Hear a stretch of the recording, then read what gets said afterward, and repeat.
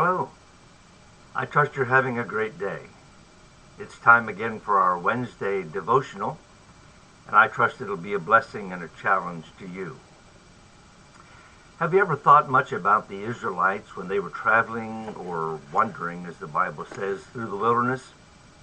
How do you move that many people? Who gets to go first? Who goes next? Who brings up the end of the line? Single file, double file, three abreast. Remember, this involved perhaps as many as 2 million people, about 600,000 men and wives and children. Interestingly, if you have read the Bible carefully, you've seen that God established an order by which they would move. They were populated by 12 tribes or 12 families. And so God assigned one family to go first, and another family or tribe to go second, and on and on. One had the privilege of being first, but one had to be last. In Numbers chapter 2, verse 31, we learn about the last tribe. All they that were numbered in the camp of Dan, that's the tribe, the camp of Dan, were 100,000 and 50 and 7,600. They shall go hindmost with their standards. They would, as everyone else, hold their banners and their standards, but they would be the ones to go last.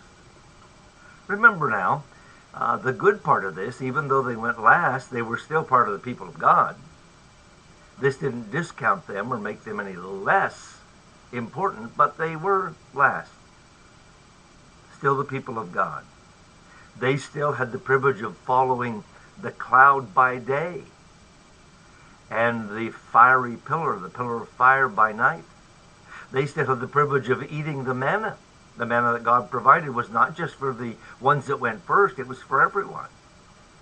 But the family of Dan was last. The family of Dan was hindmost. I think as we consider this, we need to realize that someone always has to be last. Someone always has the honor and privilege of being first, but someone has to be last. Someone in the church work, in church service, as we want to make this application, has to do those menial tasks, those little things that no one else wants to do, or little things that no one else thinks about doing. Someone has the smallest Sunday school class. Someone has the nursery work. Someone has is the one who sings quietest perhaps in the choir. Someone has the seat in the auditorium that nobody wants because you can't see as well. Someone does the cleaning that no one notices, often in the room where hardly anyone goes, or the bathroom downstairs where only children use it. But here's an important question. Why should any of us, why should I feel like we should not be the ones doing the smallest work, doing the most menial tasks? What would make me think that I should be ahead of others? What would make me think that I should be first in line? Or what would make me think that I should get the privilege of being in an honored position? Pride? Well, the Danites went last. I was reading a devotional by C.H. Spurgeon that gave me the ideas for this, and he suggests two things that are very important to remember about the Danites who went last, or whatever tribe or person is last. For the Danites, in that march with all 12 tribes, this was a very useful place. For the Israelites, on the march from place to place, logically you would think there would be some stragglers or some who would be sick, and because of their sickness as they marched on, they would be left behind. Someone needed to pick them up, someone needed to rescue them, someone needed to make sure that they were not left behind totally.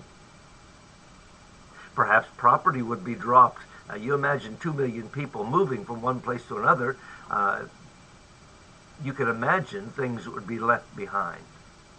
So they would be recovered or retrieved as the ones at the end would pick up after those who had gone before.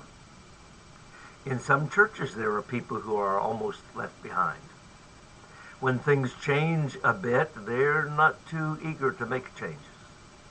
They're slow to appreciate new ideas, and sometimes others in the church need to rescue them, need to come along behind them and pick them up and encourage them and teach them. It's the same with those menial things. If they're not done by those people who are willing to do the little things, the menial things, the things that are often unappreciated, they often won't get done. Not only that, the last place in line is a useful place, but the last place, the hindmost part or the end of the line of the travelers, could also be a very dangerous place. I don't know if you recall the Amalekites, but one of the enemies of the Israelites was a group called the Amalekites. And we're told of one time when they attacked them from the rear. They were too few to attack them from the front, and they wanted to be sneaky, and so they crept up on them in the rear and attacked them and killed some of them. I believe we have the same kind of an enemy today. Our enemy knows that it's those people sometimes who are least appreciated, those people sometimes who do those menial tasks, those people who sometimes never hear their name mentioned with appreciation, never hear their name mentioned from the pulpit, never have the privilege of addressing people. They're the ones that can be discouraged, rather. The enemy likes to sneak up on them and discourage them, and because if he can discourage them, those who do the little tasks, those who are at the end of the line, those who are least appreciated sometimes, the work won't get done and the work will be hindered. It's a dangerous place. And when you're at the end of the line or you're doing some of the menial tasks, you're in a dangerous place. So the point is this, and here's a devotional thought that I want to leave with you. Everyone is important in God's army. Whether you're at the front of the line, or in the middle of the line, or at the end of the line, everyone is important in God's army. And remember, not everyone can be first. Little kids trying to line up from a classroom, going down to the water fountain, or going to lunch. Sometimes, I want to be first, but not everyone can be first. It's the same in a church. Not everyone can serve in the positions that are most highly recognized or are positions of honor. We should be happy that we can be a part and have a privilege of being a part of God's work, wherever it is, whatever we do, whatever small part we may play, whatever menial task we may accomplish. We should be happy. We should be thankful that we can be a part of that.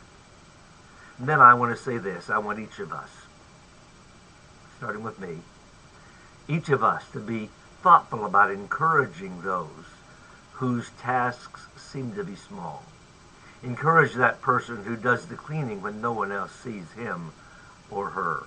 Encourage that one who mows the lawn on a 90 or 95 degree day and no one else knows about it. Encourage that one who's singing in the choir, but yet you've never heard him or her, but they're faithful and they're helpful. Encourage that one who may seem to be doing the most menial task, but without him or her, it would never be done.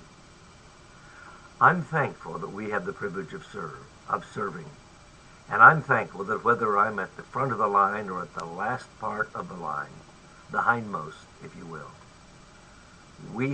I have the privilege of serving our God. I trust that's how you'll feel, even when you're asked to do something very small. God bless you. Have a great day.